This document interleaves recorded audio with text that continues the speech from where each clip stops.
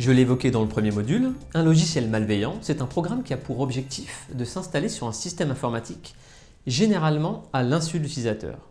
Des logiciels malveillants, il en existe des millions qui touchent autant les ordinateurs PC et Mac que les tablettes et les smartphones.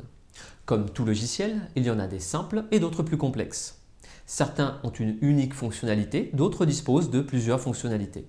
Ce sont des programmes qui sont bien entendu développés par des personnes malveillantes afin de gagner de l'argent. Comment ces programmes permettent de faire gagner de l'argent à leurs concepteurs? C'est ce que nous allons voir en nous intéressant à certaines fonctions de ces logiciels. Cette liste n'est d'ailleurs pas exhaustive. Première fonctionnalité. Le logiciel malveillant peut être contrôlé à distance par un pirate.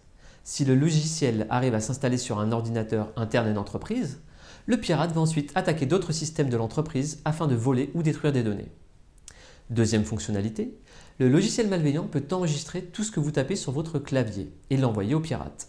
En général, il volera vos mots de passe et numéros de carte bleue, entre autres.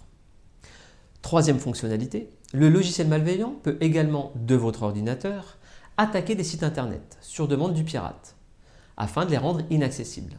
L'objectif est alors de faire du chantage à des sites marchands ou de vendre ce service d'attaque à des personnes prêtes à payer pour ce service.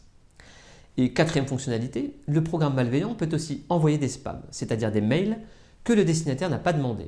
Il faut savoir que l'envoi de spam rapporte beaucoup d'argent.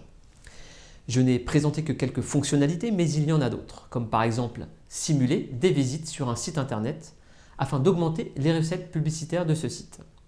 L'objectif final est de gagner de l'argent. Plus il y a de fonctionnalités, plus les personnes à l'origine de ces logiciels gagneront de l'argent. Et plus il y aura d'ordinateurs infectés, plus il y aura aussi d'argent à gagner. Le logiciel malveillant va donc également essayer de se propager à la manière d'un virus. Alors, comment se propage le logiciel malveillant? Tout d'abord par mail.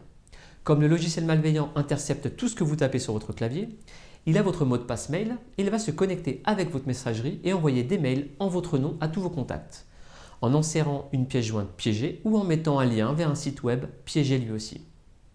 Vos contacts penseront que le mail vient de vous, ils ouvriront la pièce jointe ou cliqueront sur le lien et seront contaminés à leur tour. Sachez que la contamination par mail et par site web sont fortement liées.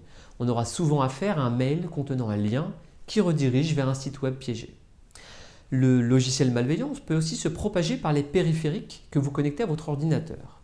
Par exemple, une clé USB ou un disque dur USB. Si vous connectez une clé USB contaminée de votre ordinateur personnel à votre ordinateur professionnel, et si l'antivirus ne le détecte pas, vous infecterez l'ordinateur de votre entreprise. Je reviendrai d'ailleurs sur cette notion dans un autre module de cette formation. Une précision importante, quand on parle de logiciels malveillants, on a tendance à penser aux ordinateurs, Mac et PC.